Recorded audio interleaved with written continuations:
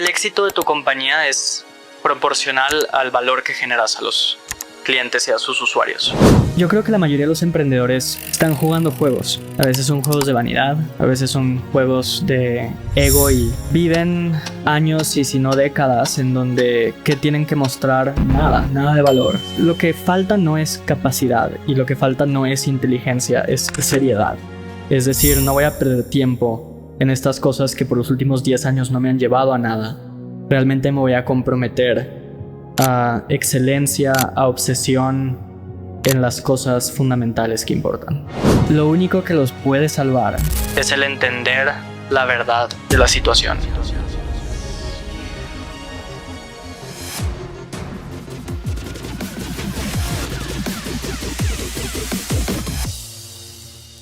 Juli, siempre puedes ganar más plata en más tiempo. Muchas gracias por tu tiempo. No, gracias a ti. Siempre feliz de estar acá. Tú y yo grabamos casi 1 año y 6 meses al día.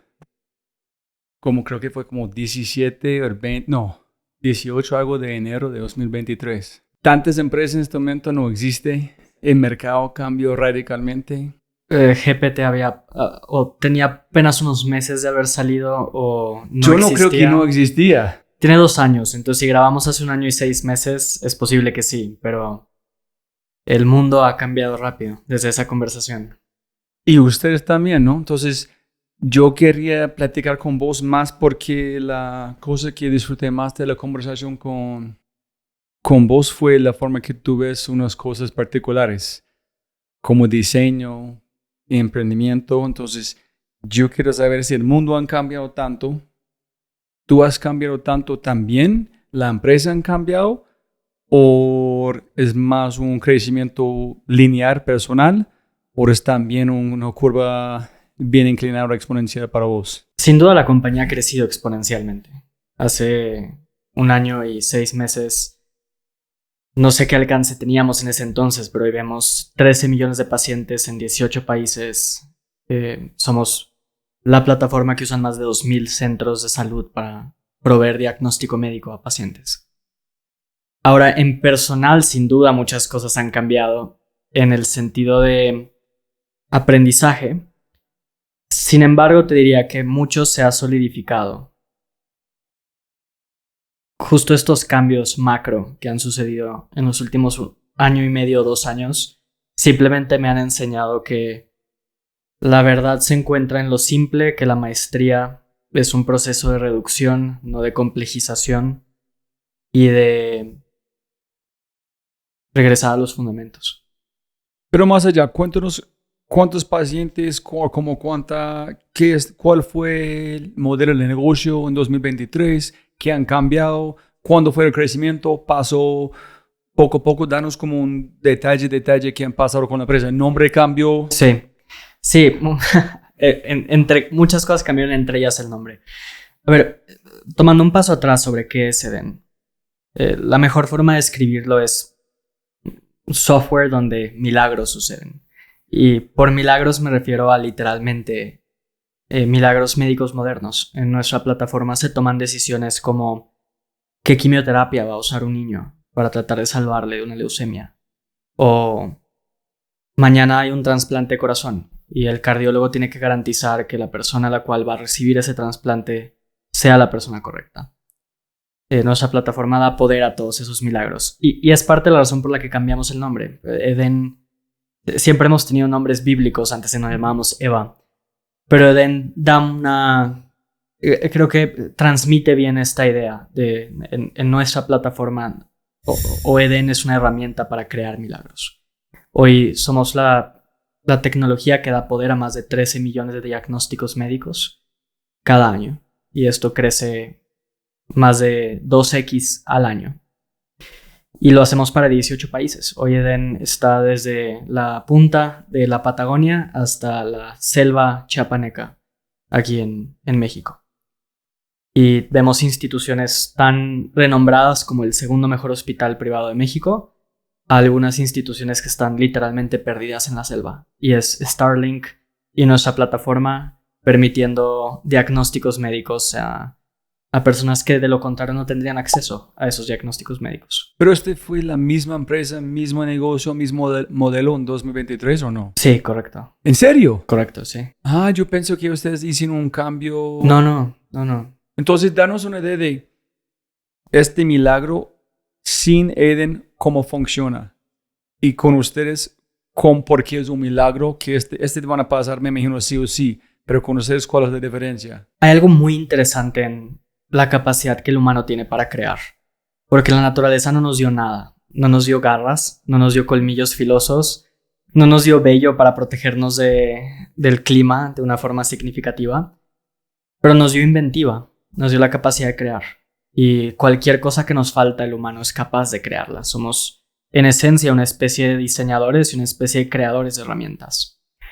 Y en medicina es particularmente importante el que las herramientas que tengamos sean las correctas. Porque la medicina bien hecha es capaz de crear milagros. Y yo soy uno de esos. Yo nací por inseminación artificial. Me resucitaron cuando nací. Mi mamá sobrevivió a un parto que no debió haber sobrevivido. Pero por otro lado, esa es la misma profesión que me quitó a mi abuela. Porque un médico radiólogo no vio el tumor en su seno con tiempo y terminó con un cáncer que le consumió el cuerpo. Y es la misma profesión que me arrebató a mi abuelo por un diagnóstico cardiovascular equivocado y una operación que no necesitaba. Y es la misma profesión que ha llevado a que mi mamá por los últimos 20 años tenga 3 distintos diagnósticos de cáncer y cada uno mal manejados. Entonces, la medicina es capaz de milagros y es capaz de tragedias. ¿Cuál es la diferencia entre una u otra? Las herramientas que usamos. Y lamentablemente todo el mundo parece avanzar a pasos agigantados y tenemos inteligencia artificial en tu smartphone y en tu teléfono, en tu reloj. Pero la salud, en su mayoría, sigue secuestrada en tecnologías diseñadas en 1990, donde el paciente ni el usuario son lo que importa. Y en particular en el mundo de radiología e imagen, eso era muy notorio. Antes de que Eden llegara, una institución médica tenía que invertir millones de pesos o cientos de miles de dólares en infraestructura local, servidores, para poder correr software que permitiera al médico ver la imagen. No habían herramientas avanzadas de inteligencia artificial o reconstrucciones multiplanares volumétricas que el médico pudiera hacer para ver el cuerpo con mayor detalle. La entrega de resultados era en CDs o en placas, acetatos físicos. Y todas esas cosas Eden las ha eliminado. Somos una plataforma 100% en nube, entonces los costos de infraestructura local se eliminan por completo para la institución. También al ser en nube significa que médicos pueden acceder de manera remota. Por ejemplo, tenemos clientes que tienen resonancias magnéticas en Chiapas, donde el médico subespecialista está en la Ciudad de México. Antes, esas personas no hubieran podido tener acceso a un médico subespecialista de la Ciudad de México, pero nuestra plataforma lo permite. Y la entrega de resultados es inmediata. Y esa es la diferencia, ¿no? Es llegar temprano o no a un diagnóstico. Es recibir tus resultados en tiempo o no, que sean precisos o no. Y es la diferencia que las herramientas hacen en salud. Y en particular la diferencia que Eden hace. Entonces, ¿cuál fue el mindset cuando las primeras innovaciones salieron hasta el mercado para el mundo de médicos? ¿Fue eficiencia? ¿Fue hacer cosas que antes no fueron capaces de hacer? ¿Fue experimentación de qué tal si usamos tecnología por ¿Cuál fue la mentalidad cuando armaron esta tecnología de innovaciones y por qué no han cambiado en tanto tiempo? Es una combinación de todas. La medicina es una profesión que se nos olvida, pero es nueva. O sea, el cuidar del prójimo es quizá lo más antiguo que hay, pero la profesión de medicina moderna quizá tiene 200 años. A la gente se nos olvida, pero la medicina como profesión científica realmente es un invento moderno. Hace 150 años, si te estuvieras muriendo de una enfermedad, el médico te hubiera prescrito quitar 1 litro de tu sangre, bloodletting, o te hubiera dado mercurio en pastillas para tratar de salvarte. William Röntgen, que descubrió los rayos X, los descubrió a finales de 1800. La tomografía la inventamos en 1960. La primera resonancia magnética comercial es 1980. Esta es una industria moderna. Y es una industria que siempre ha estado hambrienta de innovar y una industria que siempre ha estado abierta a adoptar cosas que generan valor. Pero desafortunadamente en los últimos 60 años el mercado ha sido preso de monopolios, de multinacionales, compañías que tienen 120, 140 años en promedio, que en su ADN no está innovar. De hecho, por ejemplo, compañías como Philips o Siemens eran conglomerados industriales que decidieron empezar a participar en salud porque vieron una oportunidad de negocio. Pero estas compañías no son compañías de tecnología. Por ejemplo, Philips tiene un producto competitivo con el nuestro. Y es un producto que adquirieron de Carestream, que Carestream adquirió de Kodak, que Kodak adquirió de Algo Diagnostics. 4 veces ha cambiado de manos ese producto. Son tan incapaces de innovar que tienen que comprar y comprar productos, mal manejarlos, echarlos a perder y luego volver a comprar el siguiente producto. Entonces, yo creo que nuestra industria siempre ha sido una industria muy abierta y muy innovadora, pero lamentablemente es una industria que está secuestrada o estuvo secuestrada por estos proveedores que no les importa el usuario, que no les importa el paciente, que no les importa generar más valor. De entre más cobren, mejor. Y siempre me ha gustado un comparativo. Es la industria de la música versus la mastografía, el método para detectar cáncer de mama. ¿Qué ha pasado desde que Thomas Edison lanzó el gramófono al mercado? Las cosas se han hecho más portables, se han hecho más accesibles, han tenido una mejor experiencia de usuario. Hoy tienes 1 millón de canciones en tu bolsillo y ni siquiera piensas al respecto. La tecnología ha cumplido su promesa en el mundo de consumer electronics. Pero la mastografía, por ejemplo, desde principios de 1900 que sabemos que podemos detectar cáncer de mama por rayos X, la tendencia es la opuesta. Los equipos se han vuelto más complejos, se han vuelto más caros, la precisión no ha cambiado significativamente. Y creo que eso no es porque la tecnología no pueda ser correctamente aplicada a salud, es porque cuando tienes un monopolio es muy fácil que no te importe hacer un cambio. ¿Por qué debería esforzarme por mejorar la situación del paciente si igual van a comprar mi equipo y mis máquinas o mi software? Y el papel que Eden ha jugado es uno de disruptor, de quitar mercado, de demostrar que las cosas se pueden hacer mejor. ¿Y tú crees que es muy similar de los bancos? Que si tienes como tantos clientes, entonces eres grande y no tienes que innovar. ¿O tú crees que la industria de medicina es mucho peor? No sé si es peor o mejor, pero sin duda es equivalente. En el sentido de... Estas son instituciones que se hicieron gordas, se les olvidó qué era lo que importaba, se dieron por sentado y pensaron que eran para siempre. Y llega alguien, David Vélez, con una chaqueta morada y un banco que se llama Nu, y las cosas empiezan a cambiar. ¿Y tú, en tu industria, hay otras personas similares a vos o tu equipo que están peleando en la misma cosa? ¿O hay pocas personas que dicen, no vale la pena? Hay muy pocas. No sé si hay gente que dice, no sé si lo que dicen es que no vale la pena, pero algo que siempre he criticado en la industria de emprendimiento en Latinoamérica es el que faltan más emprendedores dispuestos a abarcar los problemas más importantes. O sea, lo que Eden hace es extremadamente complejo. Estamos creando un sistema operativo desde cero, una plataforma end-to-end. Es un mercado regulado. De nosotros dependen vidas. Hay un componente hardware. Los ciclos de venta son complejos porque estás enfrentándote a competidores que tienen contratos fijos por años y penalidades gigantes por salirse. Pero cuando uno aborda estos problemas que realmente son reales, que son complejos, pues la recompensa es mucho mayor. No solo económica, sino la recompensa del impacto que uno tiene. Hoy en nuestras manos hay millones de pacientes y es algo que me enorgullece más que cualquier otra cosa. Antes de seguir con este gran episodio de The Fry Show, mi co-founder, Daniel Guatero, y yo queremos contarles algo muy especial que tiene su esencia en este podcast The Fry Show. Y es que la forma en que aprendemos está cambiando. Podcasts, YouTube, TikTok, Instagram, X, LinkedIn, etc. Por eso creamos Quinto.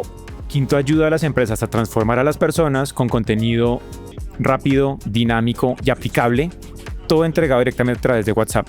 Es como redes sociales mezcladas con WhatsApp para tu equipo. La mejor parte, transformación medible en menos de 45 días. En si no estás feliz, no pagas. Entonces, agenda una cita ya en el link que está en la descripción y conversamos. La razón que ustedes empezaron de crecer es que ustedes empezaron a tener más tiempo de convencer al mercado que vale la pena. El dolor que la gente estaba viviendo con productos viejos, finalmente entendieron que ustedes pueden hacer. Por finalmente contratos, algo legal, unas puertas abrieron y ustedes fueron capaces de poner su producto a la gente que puede ver el impacto. ¿Cuál fue la razón que finalmente ustedes empiezan a crecer mucho más? Generar valor profundo. Pero antes están generando valor profundo. El punto es, el éxito de tu compañía es proporcional al valor que generas a los clientes y a sus usuarios. Es así de fácil. Se nos olvida consistentemente eso, pero es así de fácil. ¿En cuál es valor? ¿Cuál es la definición que...? La mayoría de las instituciones de salud operan con un margen del 1 al 2%. ¿En serio? Sí. O sea, estás a un mal cálculo de que tu negocio sea insolvente. Entonces, cuando tú llegas a una institución, más allá de hacer milagros, y dices, yo puedo eliminar $6 millones en costos al año, en infraestructura, en overhead que no es necesario, en redundancias de costos. El argumento es fuerte. Yo nunca he creído, hay muchos emprendedores que se excusan de, es que el mercado de salud es lento o no le gusta adoptar innovación. Mi experiencia es lo contrario. Desde el día 1 Eden ha crecido exponencialmente. Si uno realmente genera valor, la oportunidad de crecer es gigante. Pero la gente, ¿tú crees que muchas empresas tienen valor, solamente no saben cómo presentar el valor o no tienen valor porque nunca han pensado? No, yo creo que cuando hay valor, incluso si tienes un chimpancé vendiendo, eventualmente la gente va a arrebatártelo de las manos y decir, lo quiero. Yo creo que la mayoría de los emprendedores no son gente muy seria, en el sentido de están jugando juegos. A veces son juegos de vanidad, a veces son juegos de ego y ansiedades como el aprendizaje perpetuo y fallar es algo bueno y fail fast and move faster. Y viven años y si no décadas en donde ¿qué tienen que mostrar? Nada de valor. Simplemente un montón de pivots e iteraciones que al final no sumaron a nada. Entonces yo creo que el principal problema es que no hay suficiente valor creado muchas veces. ¿Y tú crees que no es algo de paciencia? Que ellos lleguen a un punto donde tienes que seguir adelante, ven algo más como shiny, entonces vamos a pivot porque es más sexy aquí es el mercado, cuando de verdad solamente tiene que agachar la cabeza, meterse por allá 3 más años. He visto las dos. O sea, he visto gente que no tiene la paciencia y he visto gente que le sobra paciencia. Entonces, siendo más puntuales, he visto gente que no puede concentrarse en ideas valiosas y al final termina haciendo un sinfín de iteraciones que no tienen sobre ellas un efecto compuesto. Pero también he visto otras personas que dedican 3, 4, 5 años de sus vidas a algo que claramente no funciona, pero siempre están al siguiente growth hack, al siguiente big hire, al siguiente round of funding para que las cosas crezcan exponencialmente. Y cuando voltean atrás se dan cuenta que han desperdiciado 5 años de su vida y al final todavía no entienden absolutamente nada del juego que están jugando o cómo crear valor en su profesión o industria. Entonces he visto las dos. Por eso digo que la gente, especialmente en emprendimiento, hay poca seriedad. La industria o el ecosistema de emprendimiento suele ser muy prescriptivo, en el sentido de... Hay gente que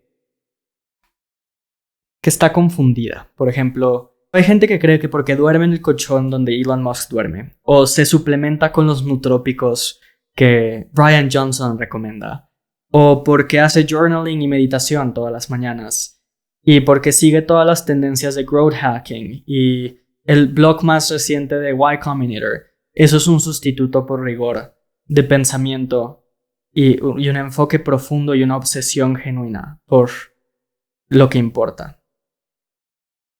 Por ejemplo, yo he visto second time founders que pasaron 5 o 10 años en un producto, donde no funcionó, perdieron el tiempo.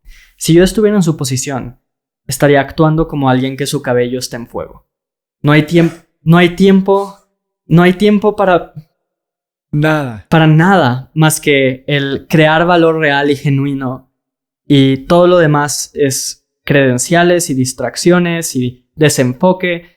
Y aún así lo que pasa es lo contrario. Hay gente que termina su periodo de emprendimiento y se va a un meditation retreat y 3 semanas después está otra vez en las mismas prescripciones que lo mantienen atado a el no poder generar valor, el no poder cumplir sus promesas, el no crear negocios realmente significativos. Entonces, para matar la pregunta, ¿vos crees que ellos tienen una probabilidad de éxito, de valor, si son capaces de enfocarse? ¿O tú crees que pueden enfocarse, pero que están haciendo nunca van a llegar a valor? ¿Tú crees que si tú arrancas con algo, eres capaz de, como tú dijiste, pelo como encendido, hasta que en sí tiene como ser muy tercos o van a llegar a encontrar valor o no? Terquedad no es suficiente. Tiene que haber seriedad. Y seriedad, en mi opinión, requiere introspección, requiere rigurosidad, requiere rechazar la sociedad en la mayoría de las cosas que recomienda. Yo creo que el ser humano es una bestia espectacular. Prácticamente todos tenemos capacidad infinita. Está en nosotros. Lo que falta no es capacidad y lo que falta no es inteligencia, es seriedad. Es decir, no voy a perder tiempo en estas cosas que por los últimos 10 años no me han llevado a nada. Realmente me voy a comprometer a excelencia, a obsesión en las cosas fundamentales que importan. Es lo que falta. Pero honestamente, hay mucha gente que no quiere. Yo tengo esta teoría de que lo que uno tiene en la vida son cosas con las que no podía no vivir.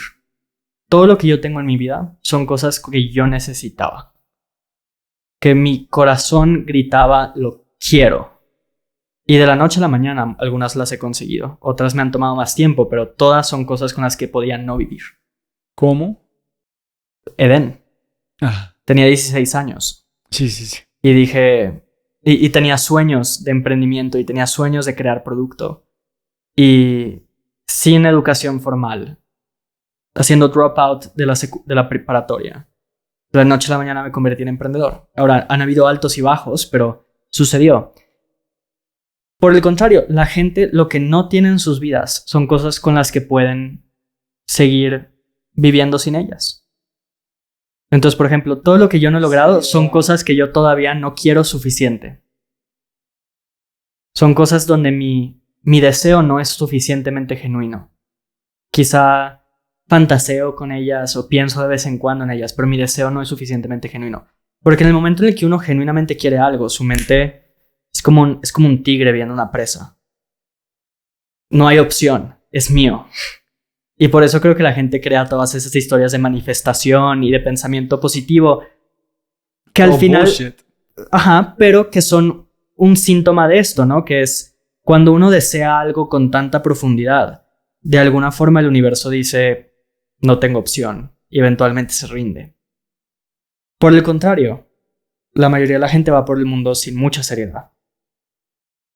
Y de hecho le gusta esa no seriedad. Le gusta el estrellato, le gusta las prescripciones, le gusta el siguiente meditation retreat, le gusta el siguiente bestseller.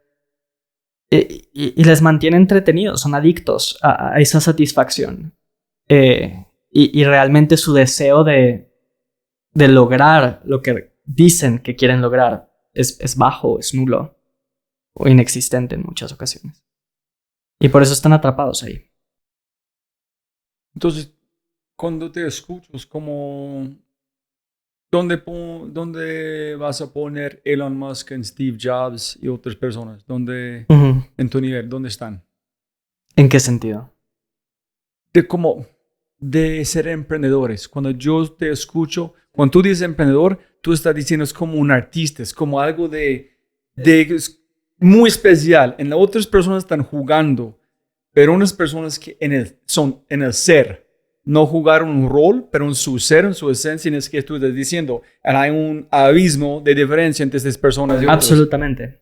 Y ahí es donde creo que se desmitifica por completo el mito del no existen los superhombres o las supermujeres, todo es suerte o todo es medio aleatorio.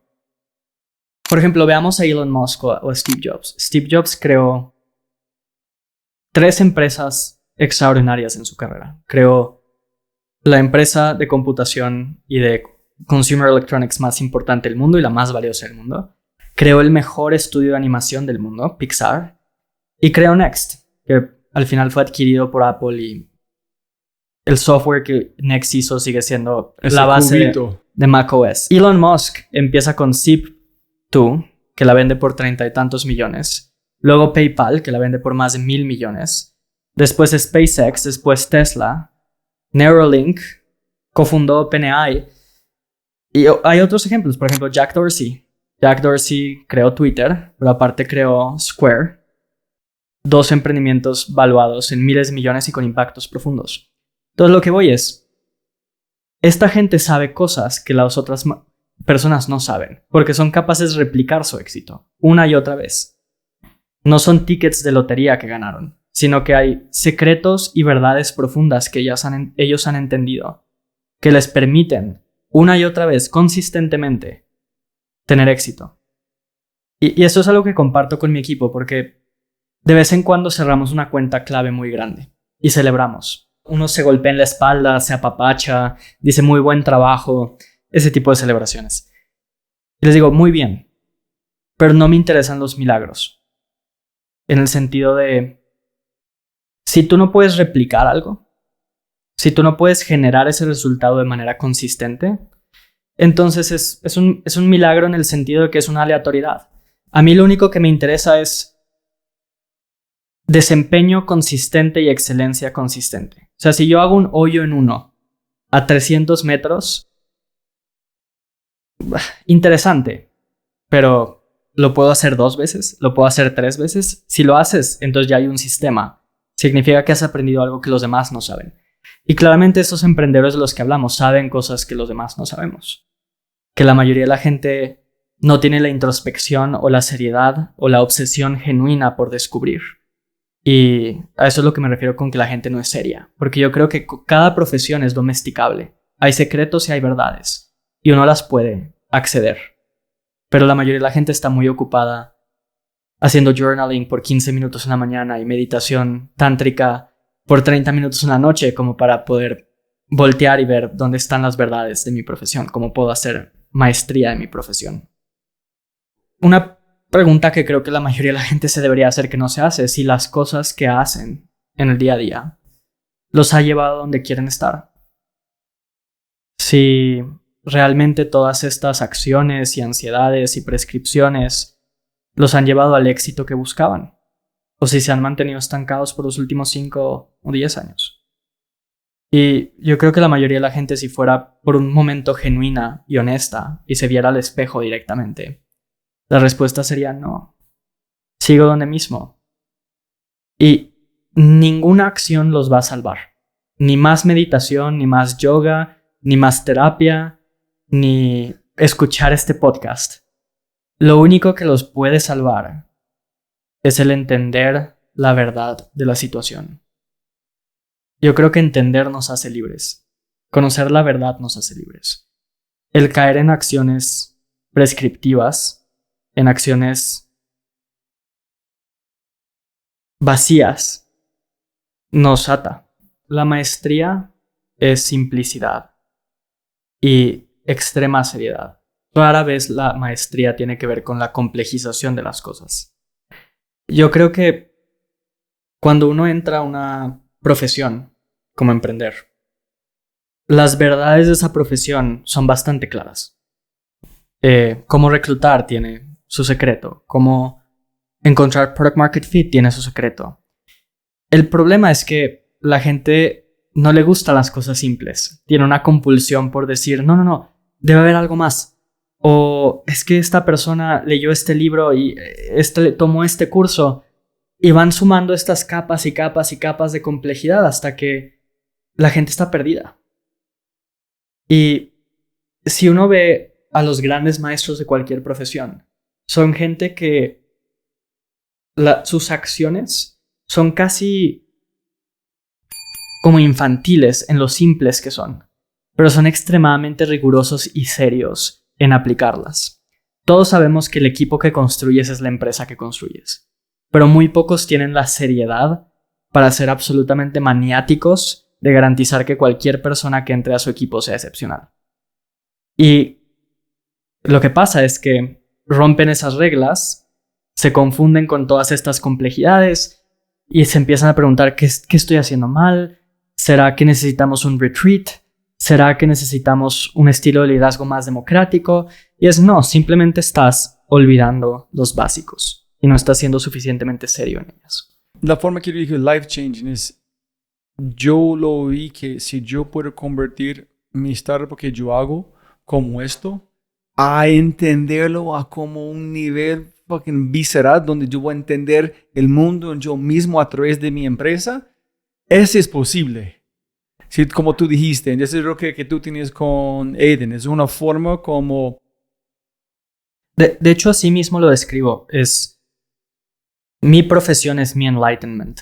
Sí, cuando tú llegas a las cosas que como revelan en el tiempo que fueron escondidos enfrente de su cara, de pronto es like, holy shit, fue aquí todo el tiempo, no fui capaz, pero si no vas a un nivel de obsesión...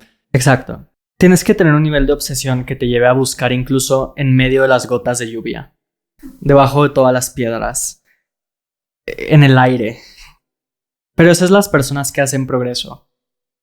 Insisto, la compulsión de hacer en lugar de entender es quizá el mayor bloqueo para que la gente pueda hacer progreso. Yo creo que tú tienes... Es que yo escuché algo que un señor de tema Hormozy dijo que aprender es un comportamiento, información, y después tú cambias tu comportamiento.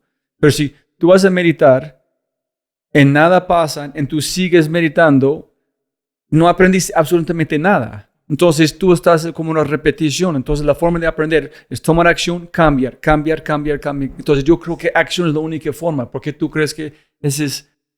Sí, creo que hay mucho que no puedes aprender sin hacer.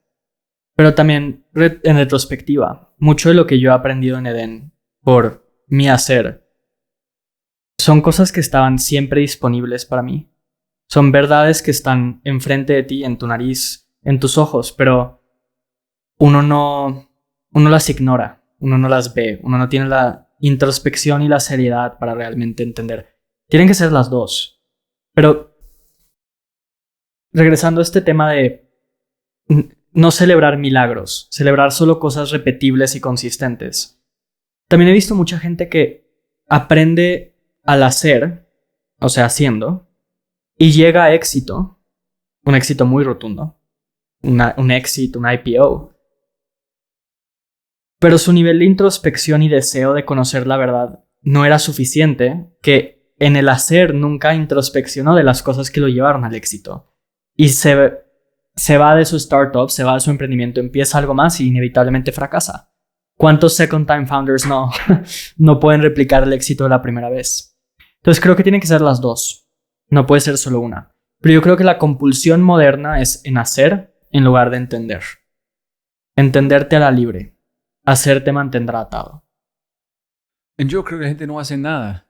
Yo creo que la gente como habla y hablan, leen 20 libros para no ejecutar absolutamente nada por el miedo de qué van a pasar. Entonces ellos tienen como 3 data points de información donde alguien como vos tiene millones. Literalmente tú tienes millones de puntos de data para como hacer reflexión. En gente que no ejecutan, tiene 3, 4, 5 puntos de data. Entonces, ¿qué vas a impedir de esta información? Es imposible.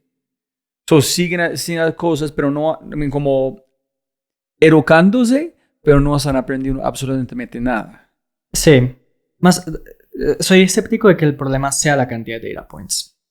¿Tú crees? Ajá. Yo creo que un buen libro vale la pena leérselo el resto de la vida versus la cantidad de, perdón por la palabra, pero mierda que hay afuera. Uno tiene que buscar la verdad. Y de nuevo, la verdad rara vez está en la complejidad. Normalmente está en la simplicidad. Y por eso es que creo que hay todo este concepto de que la ingenuidad es un factor positivo, ¿no? Que hay alguien que es completamente externo a una industria, que no tiene las credenciales ni el track record y llega a la industria y la disrumpe. Y es porque normalmente esa persona puede alejarse, ver claramente las verdades de esa profesión, ignorar lo que el gremio de la profesión ha hecho y ser muy efectivo en ello. ¿Tú qué piensas sobre esto? Entonces, ¿tú tienes una forma de hacerlo o es parte de tu naturaleza de tomar el tiempo de reflexionar sobre las acciones o qué quieres lograr? ¿Es algo natural o tú tienes unos hábitos, algo que o es parte que algo que es tan importante que es... No lo puedes forzar. Tiene que ser un deseo genuino. Porque en el momento en el que alguien intenta forzar algo, deja de funcionar. Uno se hace esclavo del método y pierde por completo la verdad. Yo creo que el ejemplo ahí más visceral es... No sé si has escrito alguna vez un discurso que tengas que dar. Seguramente sí. Y es muy curioso porque uno escribe el discurso y uno lo creó, lo hizo. Yo hice este discurso. Pero luego cuando lo tienes que dar, te atoras. ¿Por qué? Porque estabas siguiendo la estructura, que escribí primero, que escribí segundo, y te pierdes. Te pierdes en la estructura que tú mismo impusiste. En cambio, cuando tú haces un discurso con una idea de lo que quieres decir, pero dejas que tu corazón te lleve, que tu intuición te lleve, puedes volver a escribir el discurso que escribiste en tu casa solo, pero dicho en vivo frente a todas las personas. Y lo mismo con cualquier acción. Si uno intenta ser mindful y se está recordando constantemente, tengo que estar en el presente, tengo que estar en el presente, tengo que estar en el presente, deja de estar en el presente. Si uno dice, tengo que ser introspectivo y reflexionar, entonces voy a hacer mi journaling, se pierde en el acto de hacer journaling en lugar de enfocarse en ser introspectivo y realmente reflexionar. Y lo mismo con esto. Uno tiene que tener un deseo genuino de conocer la verdad.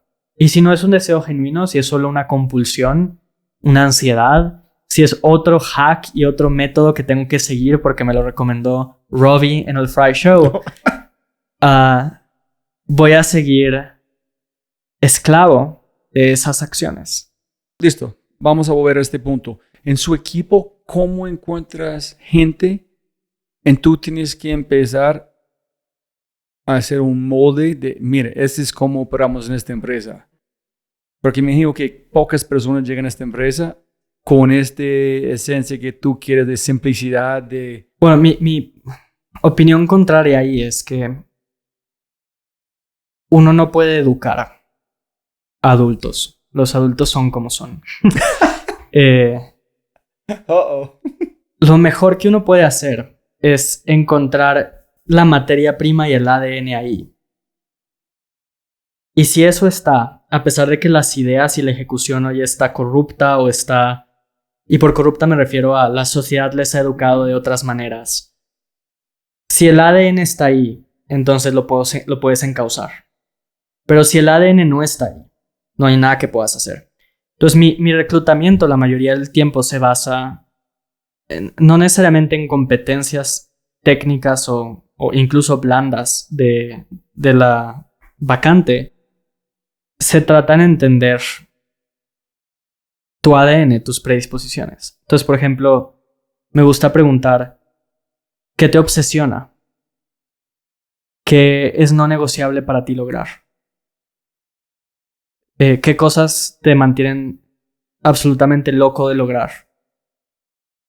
Y con esas respuestas uno va entendiendo de qué está hecha esta persona. ¿En dame un ejemplo de las respuestas que has recibido para gente que trabaja aquí? Son buenas preguntas. Por ejemplo, una mala respuesta a qué es para ti no negociable lograr es balance, vida y trabajo. Priorizar a mi familia. Todas esas cosas son importantes. Yo las hago. Priorizo a mi familia. Tengo cierto nivel de balance. Pero eso no es lo no negociable para mí. Lo no negociable para mí es obtener maestría absoluta en mi profesión. Y no significa que tú estés mal. Tú estás bien. Solo no es el atributo que yo busco. Porque yo busco personas que en un contexto laboral, cuando les haga esa pregunta, su respuesta sea ser extraordinario en lo que hago. Eso es no negociable para mí. Quiero ser uno de los mejores en el mundo en mi profesión. Y no voy a descansar hasta hacerlo. Y si eso está ahí, si ese deseo está ahí, todo lo demás es mitigable.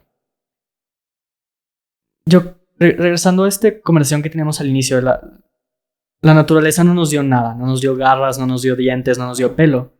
Nos dio inventiva. Pero también nos dio diversidad en lo que a mí naturalmente me gusta. Hay gente que su pasión es hacer chocolate.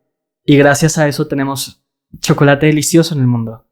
Y hay otros que su pasión es el conflicto. Y por lo tanto tenemos soldados que nos protegen. Y genial. En esa diversidad es lo que hace fuerte a la sociedad. Pero yo creo que el humano solo puede estar realmente vivo cuando entendió cuál es su predisposición natural, su pasión natural, y se entrega por completo a ella. Esas son las personas que están vivas.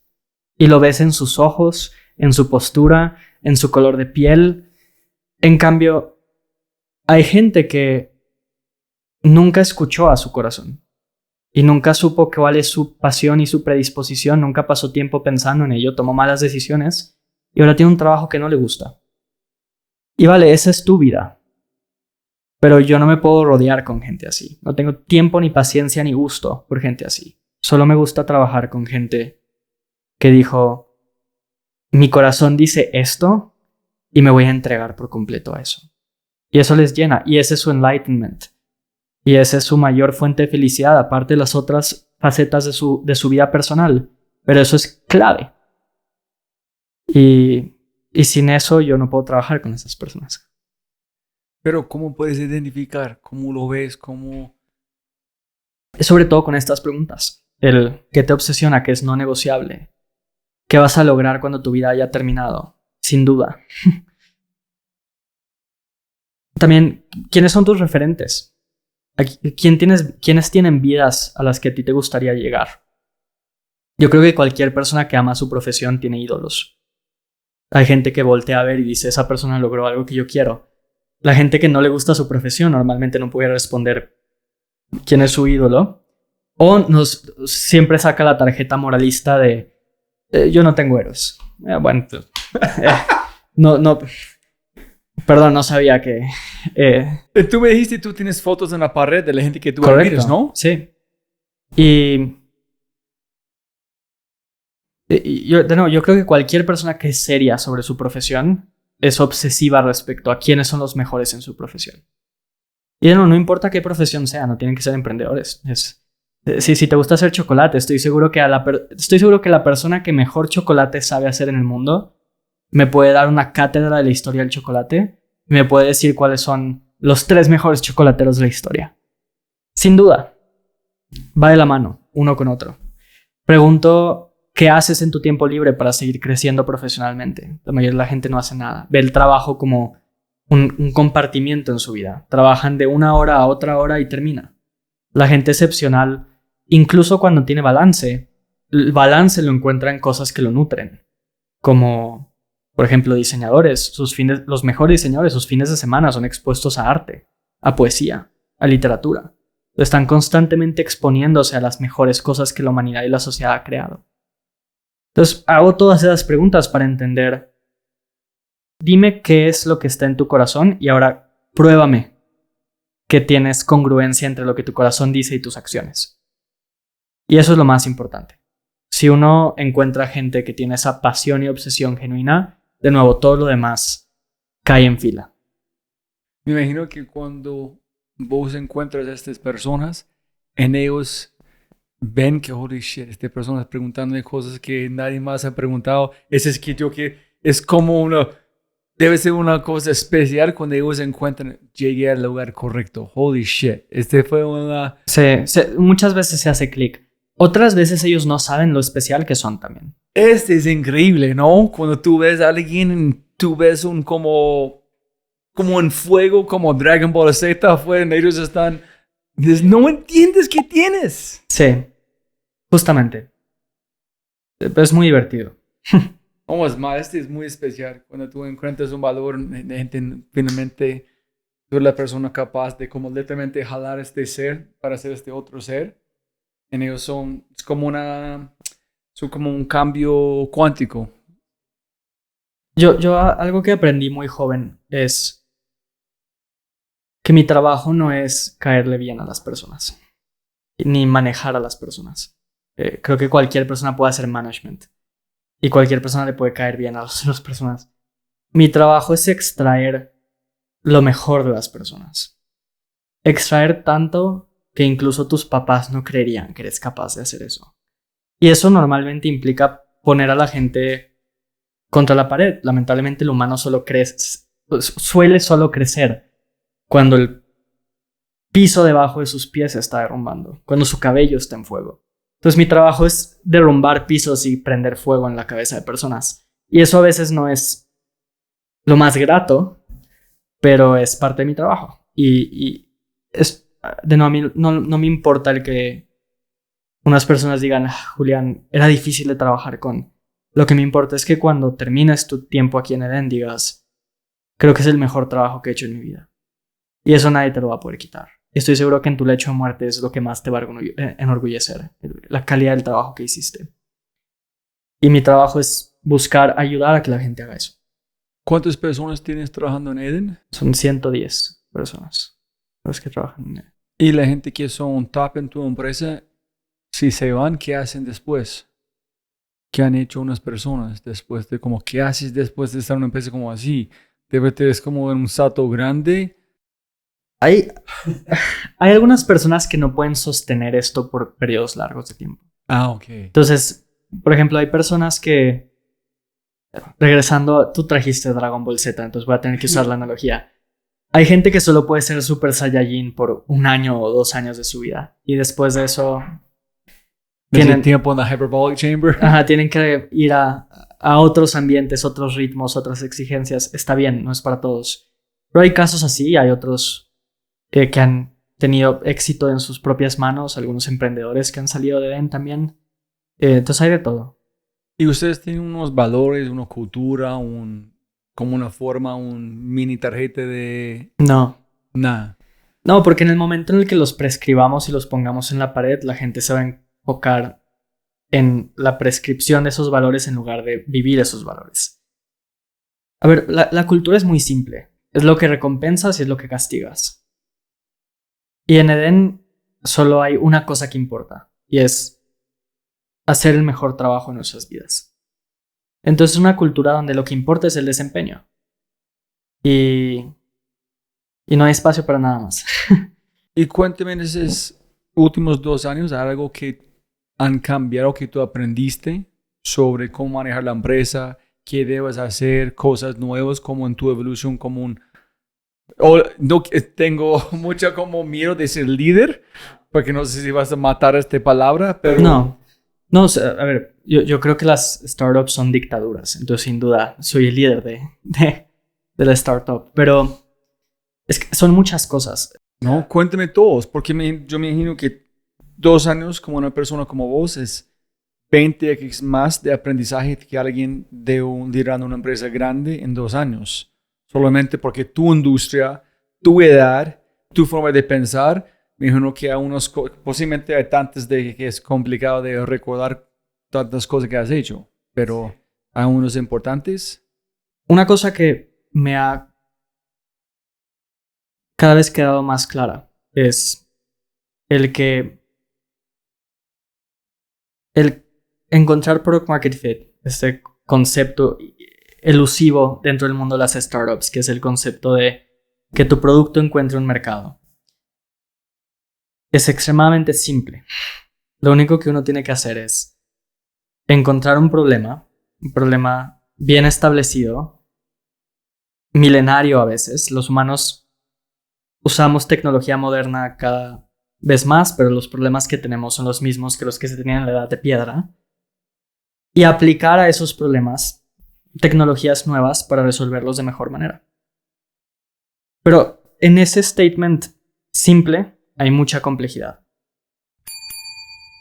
Por un lado, hay emprendedores que empiezan primero con la tecnología en lugar que empezar primero con el problema. Entonces empiezan con inteligencia artificial. Y dicen, ¿cómo puedo aplicar inteligencia artificial a un producto y hacer una startup de ella? Y eso normalmente, ¿qué genera? Un producto que no genera valor, que no es adoptado, que la startup muere. Uno tiene que empezar con el problema, con la experiencia del usuario y trabajar hacia atrás. Y si en el camino para resolver ese problema mejor que nadie tiene que usar una tecnología disruptiva como inteligencia artificial, bien. Pero si no es necesario utilizar una tecnología como AI, bien también, porque el punto es resolver el problema. Y de nuevo, esto es sutil, pero es uno de los errores más comunes que los emprendedores hacemos. Y muchas veces la culpa también viene de inversionistas, porque ahora estamos en el ciclo de inteligencia artificial, tenemos que entender cómo aplicar inteligencia artificial a todo. Y uno agarra AI y la trata de utilizar como un sticker, una calcomanía que se lo pone a todo, cuando uno tiene que empezar con los problemas y trabajar hacia atrás. Un ejemplo muy claro es, la otra vez estaba volando y me dieron una barrita vegana, una barrita de proteína vegana en el vuelo. Y sabía a cartón, era una de las peores cosas que me he puesto en la boca en mi vida. Y en el reverso de la barrita decía, Giuseppe, nuestra inteligencia artificial, creó especialmente estas recetas. Pero en este caso en particular, es uno de esos en donde uno dice, why the fuck do I care que una AI haya hecho esta receta si la barrita sabe a cartón? De hecho, creo que ya sé por qué la barrita sabe a cartón. Porque alguien agarró tecnología y la usó hacia atrás en lugar de empezar con la experiencia del usuario e ir atrás a la tecnología. Y mi punto es, si uno empieza con cómo uso AI en mi empresa, en lugar de decir cómo creo la mejor barra de proteína vegana del mundo, cómo hago que sea deliciosa, cómo hago que rivalice a cualquier otra barra de proteína que jamás han comido y que aparte sea nutritiva.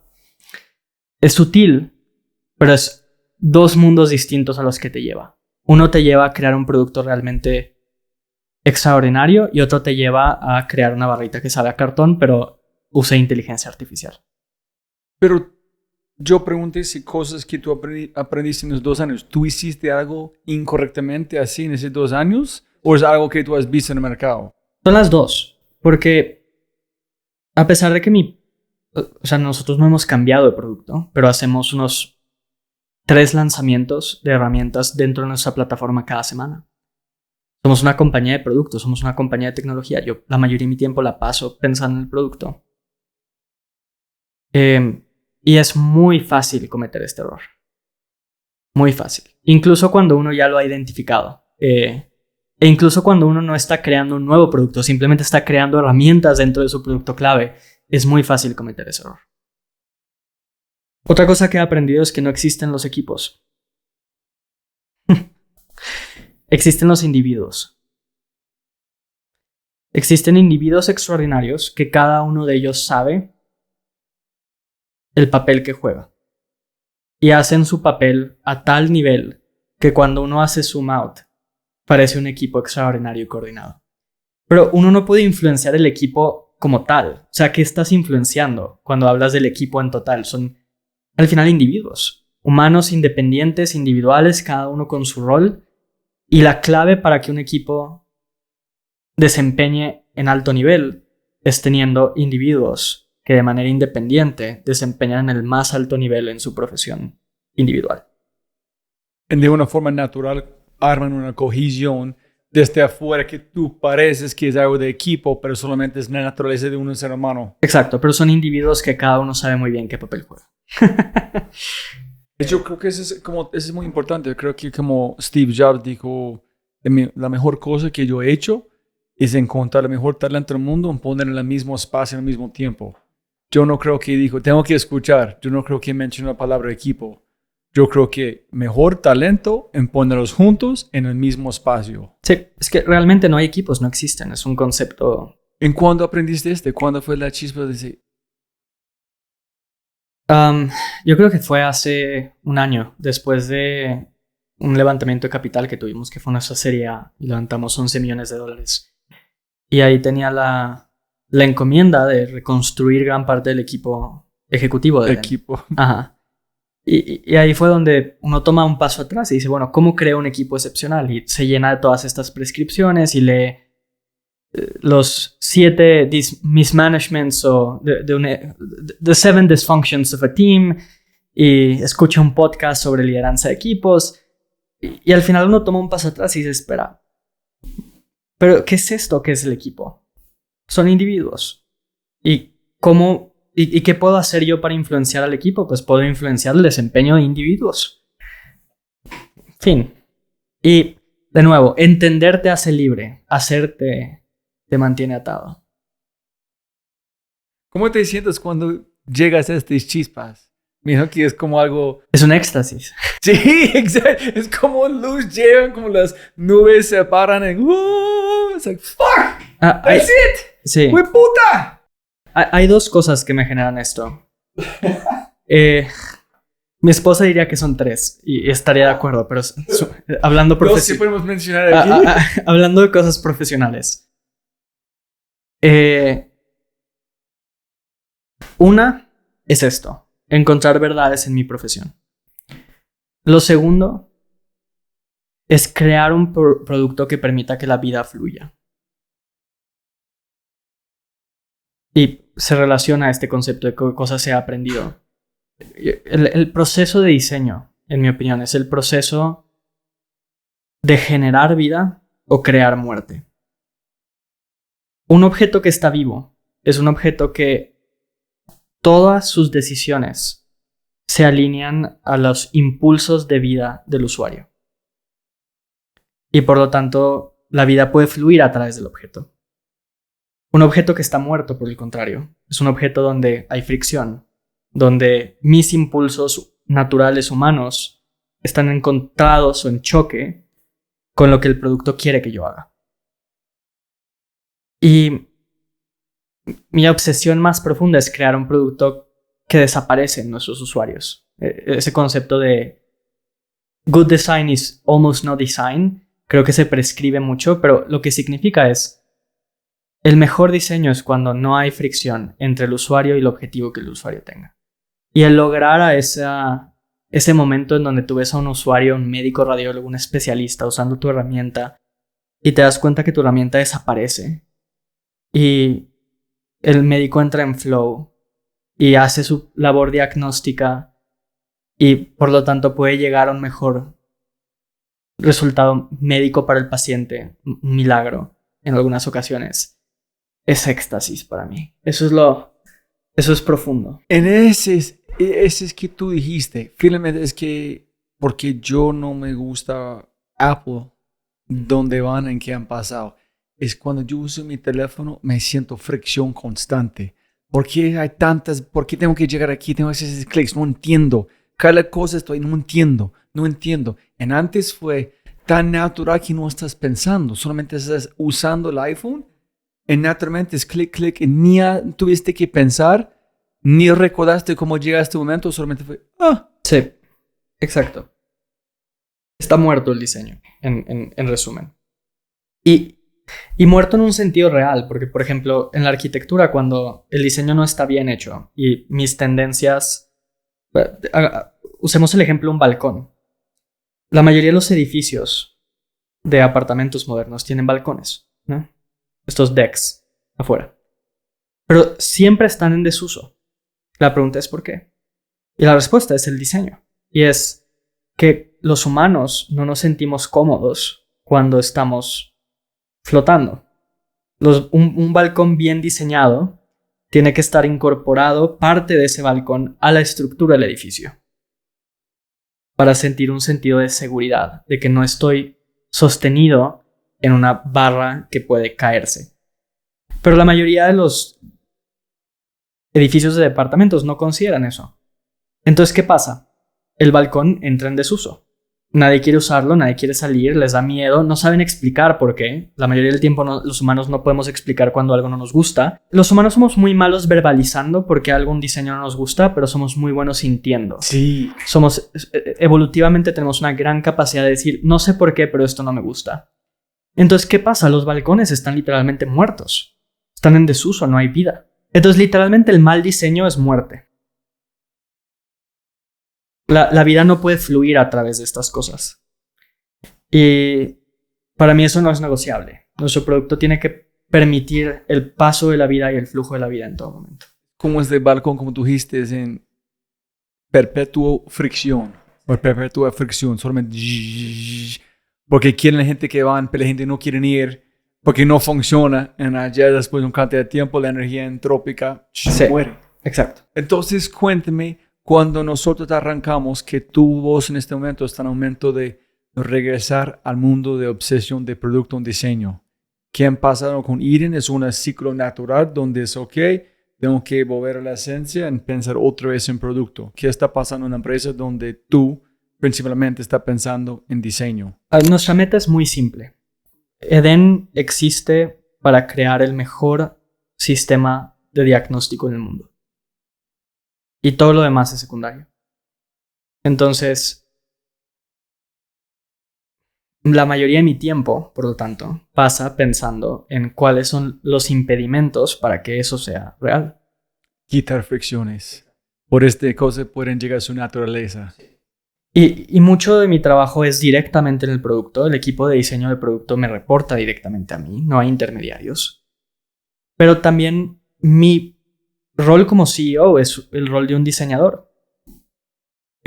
Igual que como uno quita impedimentos, fricción entre el usuario y el producto, uno tiene que quitar impedimentos y fricción entre la empresa, los individuos y el objetivo que se quiere lograr. El objetivo que se tiene, que es crear la mejor plataforma para diagnósticos del mundo. Que por cierto, esa es otra cosa que he aprendido.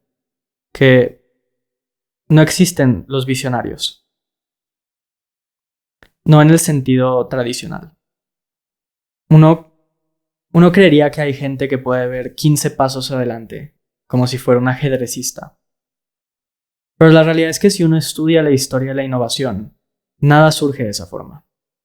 Steve Jobs no visionó el smartphone. Empezó vendiendo un reproductor de música, el iPod, cuyas ventas estaban siendo canibalizadas por smartphones como el BlackBerry. Y su pregunta fue, ¿cómo hago el mejor smartphone del mundo? Pero la obsesión estaba en cómo hago el mejor producto en el mundo, no en visionar, no en una narrativa de voy a crear un dispositivo touch que va a permitir crear una App Store de la cual voy a poder tener revenue de cada transacción que sucede en este teléfono y el teléfono eventualmente va a evolucionar a ser el hub de toda la identidad. No, Steve Jobs ni siquiera quería el Apple Store. Lo tuvieron que convencer. No el Apple Store, el App Store. Lo tuvieron que convencer. La forma de ser visionario no es en pensar teóricamente sobre el futuro, ni estrategias complejas en un pizarrón, ni entender vectores tecnológicos y hipotetizar en qué van a llegar esos vectores tecnológicos. Es muy simple ser visionario. Es decir, ¿cuál es el problema más grande que tiene mi usuario? Y voy a ser el mejor en el mundo en resolver ese problema. Y cuando termine con ese problema, me voy a mover al segundo problema más importante que mi usuario tiene. Y lo voy a resolver. Y luego el tercero, y luego el cuarto. Y en el camino, si uno realmente está comprometido a resolver problemas reales y resolverlos la mejor manera posible, inevitablemente innova. Y la gente al final dice, ¡wow! Este hombre es visionario. Vio toda la industria. No, simplemente me dediqué a resolver inclementemente, consistentemente, cada uno de los problemas que mis usuarios tenían de la mejor manera posible. ¿No crees, Juli, que es como hablando como que has dicho, es más un visionario? Solamente es una persona capaz o ven obstáculos en barreras que para ellos son obvios, que nadie más ven. Su trabajo es que si yo quito todas esas barreras, podemos llegar a algo muy especial. Entonces, la visión es en ver obstáculos que nadie más ve. Decir, es una estupidez. ¿Por qué tenemos que hacer esto? Quítalo. ¿Cuál es el próximo? Eso no es tanto en solucionar problemas. Es primero ver cosas, obstáculos que la gente dice, ¿por qué vamos a usar fucking como ese teclado? Tenemos 10 como aquí. ¿Por qué necesitamos un stylus? ¿Tú crees más allá o tú crees quitando problemas? ¿O tú crees primero es ver los problemas? Creo que es una combinación de todos. Por ejemplo, en el caso del smartphone yo creo que cualquier persona que hubiera sido consciente de cómo se usaba un BlackBerry. Bueno, yo recuerdo que a mi mamá le dolían los pulgares cuando yo usaba el BlackBerry. O sea, cualquier persona hubiera, si hubiera sido racional por un segundo, hubiera dicho, ok, funciona, pero no es lo ideal. Y ahora, si uno tiene también conocimiento de los vectores tecnológicos que están surgiendo, puede combinar esa capacidad de ver los problemas, de identificar los obstáculos y de tomar estos vectores tecnológicos y decir, aquí hay una mejor solución. Pero empieza a través de decir, ¿cómo puedo llevar esto a su mejor versión? ¿Cómo puedo resolver el problema que el usuario tiene mejor que nadie? Y a través de ese ímpetu uno puede trabajar hacia atrás, hacia la tecnología, hacia la experiencia, hacia etcétera. Pero nunca viene de una presentación de McKinsey. Y no viene de un CEO que está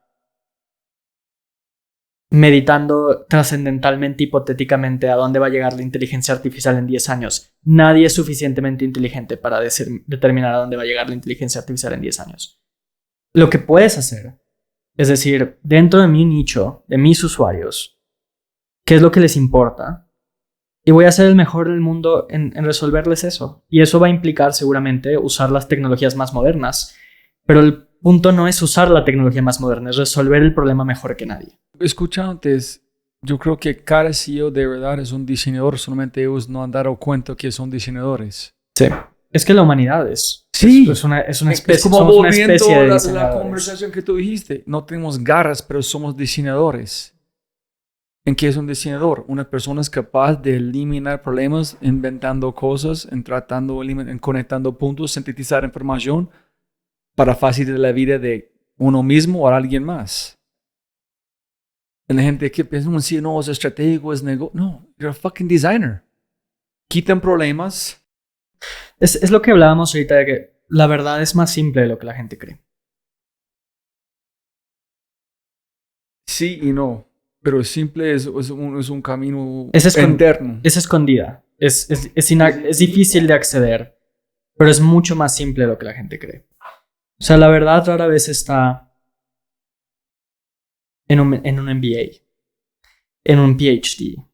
Normalmente está enfrente de todo, solo que la mayoría de los humanos la tendemos a ignorar.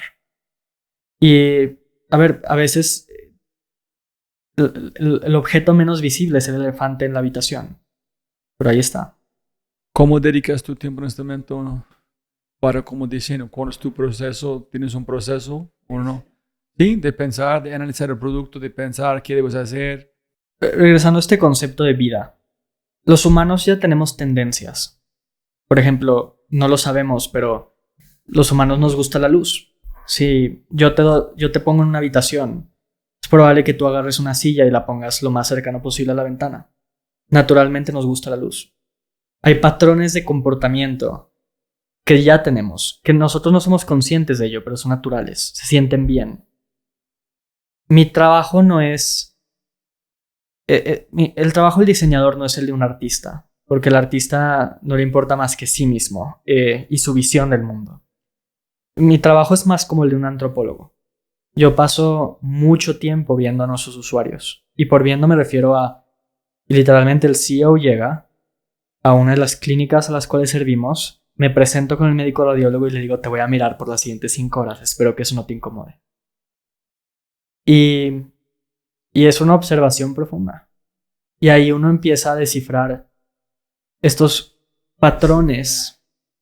De la misma forma en la que al humano le gusta la luz, al médico radiólogo tiene ciertos patrones de conducta, de pensamiento. Y uno lo que tiene que hacer es un diseño que permita que esas cosas que naturalmente ya existen fluyan sin fricción dentro del producto. Entonces, cuando hablamos de diseño, el punto más importante no es el hacer diseño o el diseñar, sino es el entender, el ver las leyes fundamentales que están en el momento, en el contexto, naturales que ya existen, descifrarlas como si fueran leyes de la naturaleza y usarlas rigurosamente y aplicarlas rigurosamente cuando uno está diseñando. Yo creo que el ejemplo más claro es cuando un médico radiólogo, que es nuestro usuario principal, ve una imagen, nada más importa. Y cada decisión de diseño que le quite los ojos de la imagen es en detrimento a la calidad diagnóstica y a la concentración del médico. Entonces, cuando hablamos de el ver las herramientas diagnósticas cuando el médico está viendo la imagen, todo tiene que ser invisible, todo tiene que estar oculto, todo tiene que estar accesible si el médico lo quiere de inmediato, pero no tiene que él hacer un esfuerzo consciente por buscarlo. No pueden haber distracciones de ningún tipo. No pueden haber elementos llamativos dentro de la interfaz de ningún tipo. Etcétera, etcétera, etcétera. Entonces el punto ahí es, lo importante, si el médico ya abre una imagen, todo lo demás desaparece. Y parecería bobo, pero todos nuestros competidores, cuando abres una imagen, tienes botones gigantes, luces, pop-ups.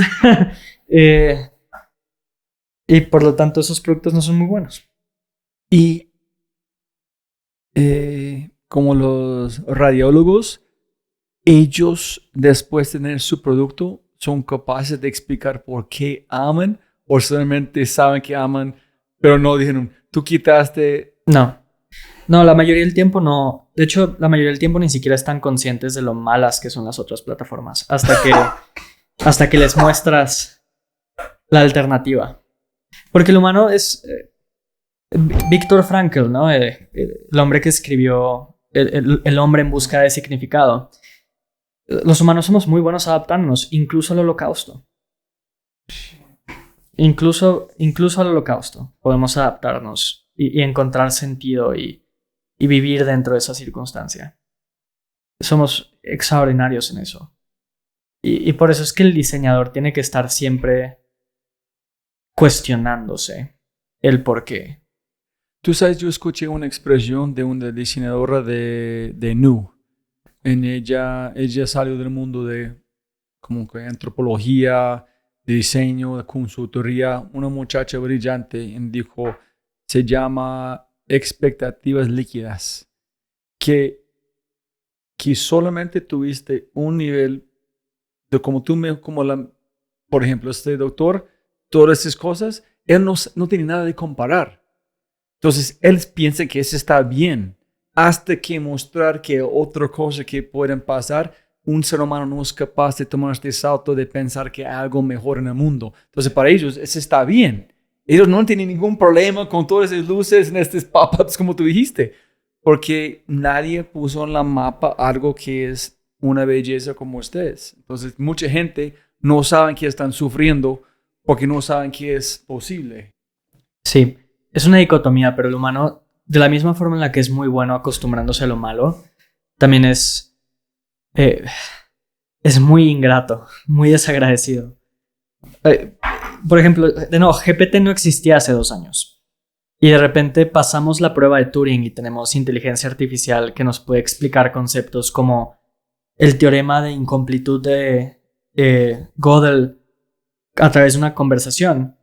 Pero siempre hay alguien que va a decir, sí, pero se tarda 3 segundos en darme la respuesta. Es como, bueno, hace 2 años no teníamos inteligencia artificial, ahora la tenemos. Sé que hay cosas perfectibles, pero esa es la magia, porque la misma insatisfacción constante del humano es lo que empuja a la raza humana hacia adelante. Entonces, ¿tú crees que los pendejos están la gente empujando a nosotros adelante? Sí, sin duda.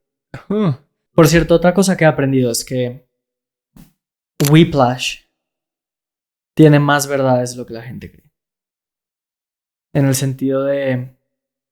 They're against the wall. Ajá, Fletcher, que es el nombre del maestro. Obviamente en la película hay unas exageraciones y conductas que no son aceptables. Pero el verdadero trabajo, creo, de un CEO es más similar al de Fletcher que la gente piensa. De nuevo, este concepto de mi trabajo no es que la gente me agrade, que le agrade yo a la gente o gestionar gente. Cualquiera puede gestionar gente, cualquiera puede agradarle a la gente. Mi trabajo es buscar que las personas hagan el mejor trabajo de su vida. Que sean el siguiente Charlie Parker. Este hijo de puta fue el héroe. O el villano. Sí, para mí es ambos. Uh-huh. La pregunta es qué quería la otra persona. Y la otra persona parece que quería ser extraordinario. Quería ser el siguiente Charlie Parker. Y bueno, se logró. Pero bueno. Pero en la película termina en la misma cosa, donde es mini confrontación, en las dos tiene la revelación que él está aquí gracias a él. En él dijo, yo te dije, hijo de puta, y then arrancan y es como... Sí. Por cierto, eso es lo único que me importa. En el sentido de... Yo puedo vivir sin que Den haga un IPO. Y puedo vivir sin que Den sea un $1 billion company. Y puedo vivir sin que Den no sea la compañía más grande de su categoría. Pero hay una cosa con la que no puedo vivir. 2. No ser la mejor empresa en el mundo en lo que hace. Y el yo haber logrado maestría absoluta en mi profesión. Porque no, I'm not here for the miracles. No estoy aquí por el hoyo en uno que haces una vez y no vuelves a hacer. Quiero ser consumido por las llamas de mi arte. Quiero que al final de que todo esté hecho y dicho, yo pueda decir, conocí cada aspecto de lo que significa aprender. Encontré sus verdades más profundas. La conocí más que cualquier otra persona la conoció. Y eso es lo que me creo tiene la posibilidad de darme satisfacción profunda, real, a largo plazo. Yo creo que también que tú dijiste, si cambias la forma que te ves, tú puedes hacer esto con todo. Yo creo que si tú cocinas hamburguesas, tú puedes hacerlo. Ese es como el arte de hacer té, como de arco, es la misma cosa. Solamente es llevar algo hasta el último. Ser consumido por las llamas de tu profesión. No importa cuál sea. Y tú puedes convertir algo en un arte. No importa cuál es. Sí. Y incluso está en la Biblia, ¿no? Dios dice, sean productivos. Entreguen a través de through your labor, you can access God. Y yo creo que hay una sabiduría muy... ¿En serio? Sí. Y yo creo que hay una sabiduría muy profunda ahí, porque yo los humanos más tristes que he visto en mi vida, los más ansiosos, los menos vivos, son personas que son incongruentes. Esta fricción que tú dijiste. Exacto. Entre lo que sus corazones desean y lo que ellos hacen. El que no han podido consumirse por su profesión, por su arte, por su disciplina. Y por lo tanto todo el tiempo lo pasan en existencialismo, en filosofía barata, en ansiedad, en fantasías del futuro. Cuando uno realmente se entrega a su arte, no hay espacio para nada más. Y ahí es cuando uno está más vivo. Yo creo que esa es la razón que yo nunca sufrí en todos los 40 más trabajos que yo he tenido. Lavando platos, como limpiando basura en la calle. Por ejemplo, cuando yo lavé platos en un restaurante, yo siempre cómo es la mejor forma de hacerlo, el proceso, dónde poner los tenedores. Si los meseros están llegando, pedimos tenedores todo el tiempo. Entonces ellos necesitan primero. ¿Dónde van cuando pasan por la puerta? Entonces yo puse los tenedores allá y ellos me pasaron a busboy porque es el mejor dishwasher. Pero no fui sufriendo. Solamente yo vi este espacio como una forma de manipular en cuáles son mis restricciones, en qué puedo hacer. Entonces cada trabajo que he tenido es yo disfruté porque encontré en cada trabajo. Exacto. Y eso es todo, ¿no? Eso es yo creo que ese es el secreto a la mayoría de eliminar la mayoría de los problemas de la vida de las personas. El problema es que la gente normalmente no elige su profesión adecuadamente y termina un trabajo que no les gusta. Y no tienen el valor para cambiarlo. Y solo cambian las cosas superficiales. Entonces dicen, no, es que lo que necesito es balance vida-trabajo, pero estoy en burnout. Lo que necesito es irme de vacaciones. Lo que necesito es mindfulness y un meditation retreat. Y no sé si te has dado cuenta, pero el problema no viene de tu trabajo per se. Viene de que tú estás haciendo algo que no te satisface y que no te llena y que no te gusta. Y no lo vas a cambiar por medio de time out, no lo vas a cambiar por medio de journaling, no lo vas a cambiar por medio de meditación, lo vas a cambiar por medio de tomar tu vida en tu control. Pero yo no estoy de acuerdo con esto. Yo creo que ellos nunca intentaron de saber, en entregarse, para ver si es algo que le gustan. Que tú entregas totalmente tu ser y dices, no me gustan por esto, hay algo más que quiero probar. En poco a poco, tú empiezas a acumular información, pero solamente a través de hacer todo sin ser quejas. Es gente profundamente pesimista en el sentido de que creen que fundamentalmente no creen que tienen el control de su vida. Entonces, nunca se han atrevido justamente a este proceso de exploración, de entender realmente qué les llena, qué les apasiona, en qué se pueden consumir. Y terminan en vidas muy tristes. ¿Tú crees que son conscientes que son tristes? ¿O es de los que tú dijiste, ver en el espejo y decir, fuck, no estoy feliz? Porque... A ver, son vidas sin duda en turbulencia. En constante fricción. Ansiedad, en fricción, en caos mental, en miedo. Entonces los síntomas están ahí, creo que ellos los ven. Pero rara vez, de nuevo, hacerte mantendrá esclavo. Entender te hará libre. Estas personas lo que les falta, creo, muchas veces es ir a la causa. ¿Por qué estoy sintiendo estas cosas? No es el que te faltan vacaciones, no es el que te falta el siguiente bestseller de mindfulness. Es que no has entendido que tu corazón te está diciendo algo y tu vida entera está diseñada de otra forma. Dame ¿cuál es el mejor edificio o espacio que tú has visitado gracias a la arquitectura? Que tú dijiste que es como, tú sabes, cuando tú puedes deambular por un espacio que un arquitecto o alguien, y tú puedes sentir que ellos están imaginando, pero literalmente vivirlo. ¿Cuál es uno de los edificios o espacios o arte que tú has visto que cuando tuviste es como una out of body experience para estar allá? Sí, una pregunta complicada, porque justamente creo que cuando uno vive los espacios más vivos, uno no piensa en los espacios. Cuando todo está diseñado en perfecta congruencia con las intuiciones humanas y los deseos humanos, lo último en el que uno piensa es en el espacio. Está demasiado ocupado en paz, en la acción que está haciendo, ya sea leer un libro o conversar con amigos o dormir, que el espacio desaparece. Normalmente cuando... igual como un diseño. Sí. Okay. Normalmente cuando uno dice, wow, qué espacio, es porque hay tintes artísticos en el espacio y uno dice, wow, qué innovador el uso de luces o qué innovador el uso de maderas. Pero muchos de esos espacios, si uno los analiza con detalle, se da cuenta que el diseño y la visión del arquitecto empieza a interponerse con estas tendencias y deseos humanos. Para mí, Luis Barragán es mi musa de la arquitectura. Me es un recordatorio muy profundo de que uno puede crear espacios vivos desde la perspectiva de que no hay fricción entre las tendencias y patrones humanas y el espacio, pero que al mismo tiempo pueden ser mágicos y estéticos y artísticos. Entonces puedes hacer las dos. Sí. Es muy difícil, pero puedes.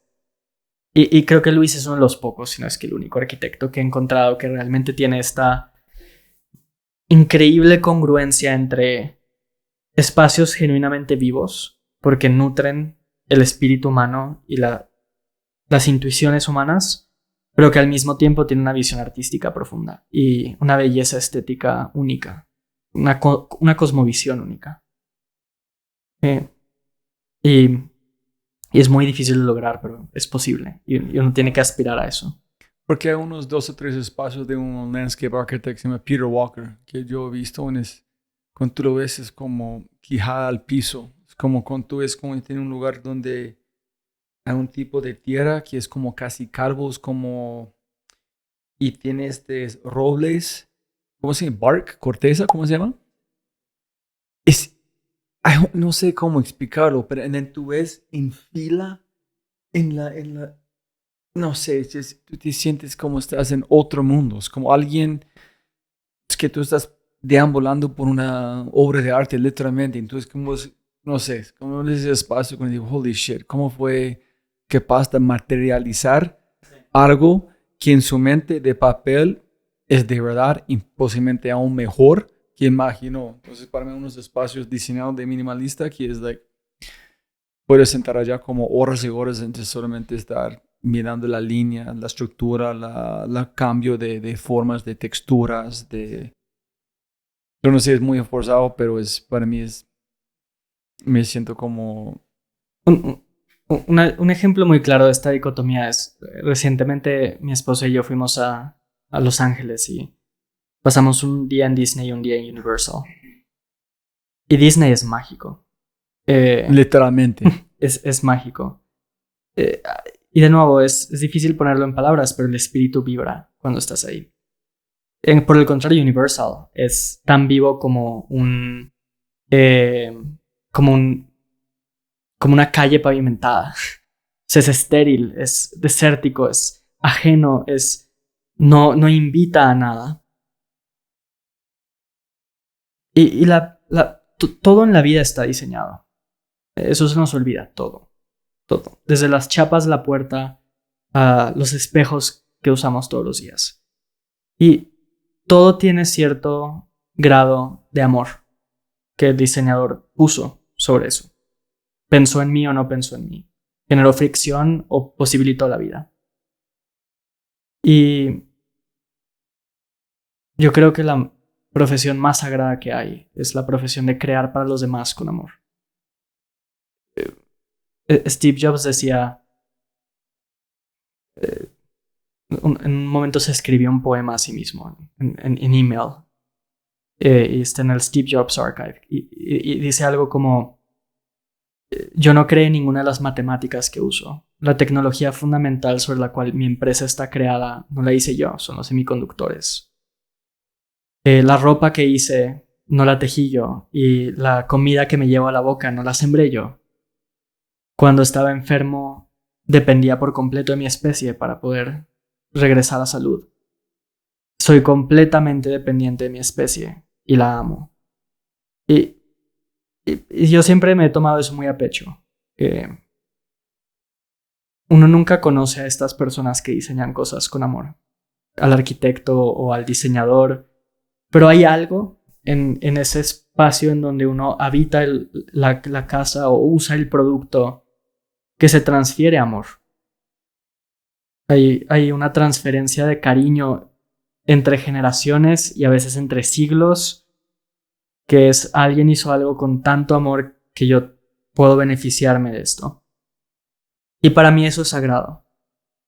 Y por eso amo el trabajo de crear empresa, pero sobre todo crear empresa que cree productos que son herramientas para lograr milagros. Para mí es espiritual, es religioso. Yo creo que es un super punto de parar. ¿Algo más? No. Siempre puedes ganar más plata, no más tiempo. Muchas gracias, como siempre.